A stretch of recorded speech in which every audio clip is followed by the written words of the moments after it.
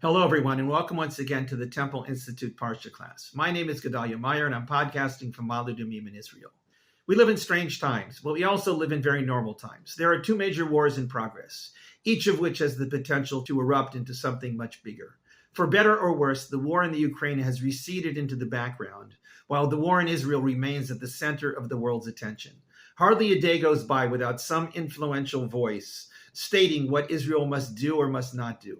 The massive aerial attack that happened less than 5 days ago seems almost like ancient history in Israel. The world sits on edge awaiting Israel's response, wondering if we are heading towards a world war.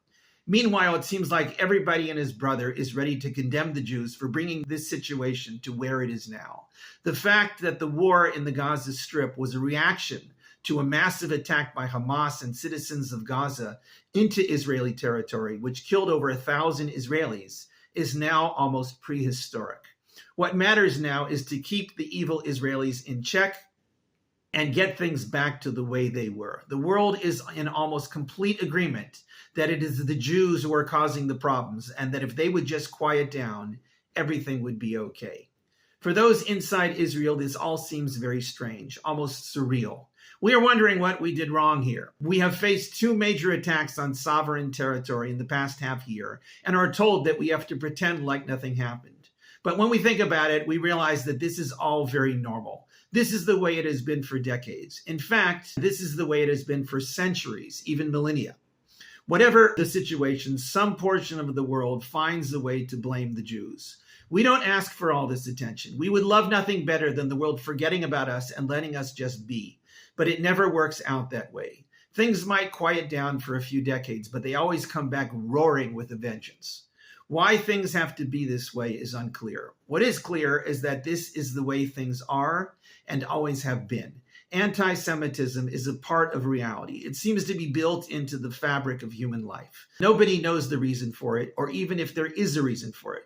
The Jews simply seem to be the perpetual outsiders who don't fit in no matter how hard they try. It arises when Jews isolate themselves from society, and it arises when Jews integrate themselves within society. Explaining anti-Semitism is one of the main research areas of sociologists. It is like solving some unanswerable question in mathematics, but there doesn't seem to be any answer. It just is.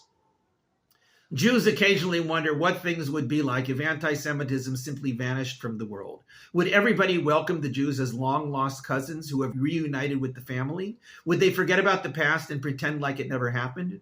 What would the Jews themselves do? Would they be able to forget about everything and live happily ever after? But this is all dreaming. Things like this don't just go away. Something that is so built into the collective conscience is extremely difficult to dislodge. It may be hardwired in some manner by now. Who knows? Maybe even artificial intelligence already has it. On a happier note, next week is Pesach, or Passover. This holiday always comes out in the spring when things are blossoming and a feeling of hope is in the air. Jews as a whole tend to look forward to Pesach, no matter how much they may dread all the cleaning and the long recitation of the Haggadah at the Seder. Everybody gets a chance to try out a new wine or a new recipe for something, or to share some insight they picked up in school or on the internet. Pesach brings a sense of the beginning of a new cycle of life, even if it is no longer looked upon as the beginning of the year. There is a parsha this week. It is called Metzora. It is the second parsha dealing primarily with the biblical plague of Tzar'at, the symptoms of which were covered in last week's parsha. This week deals mainly with the resolution of the plague, which involves an elaborate procedure of purification in the temple or the tabernacle. There are all kinds of offerings, the makeup of which depends on how much the person involved can afford. In the end, the afflicted person is cured of their plague, and that's that.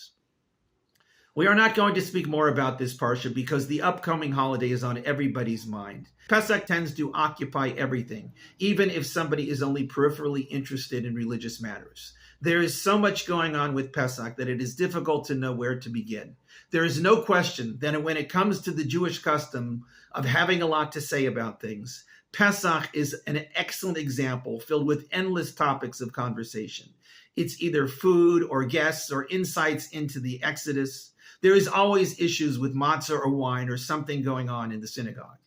In Israel, all of this is overshadowed by the war. Everybody knows somebody who is either in Gaza or is expecting to be there in the near future. Nobody knows when Israel's inevitable retaliation to Iran will happen, but we all know that it lurks on the horizon. The army is planning Pesach seders for soldiers in Gaza or for those along the northern border with Lebanon or anywhere else. Everybody wants peace, but nobody expects it to come tomorrow. Pesach is around the corner, but we all realize that it won't bring any major miracles this year. But there is an interesting insight we can glean from the Exodus story we read on the first day of Pesach. This reading covers the actual initial events of the Exodus, when the plague of the firstborn was happening and the Israelites were eating that first Pesach meal. It was all happening in real time.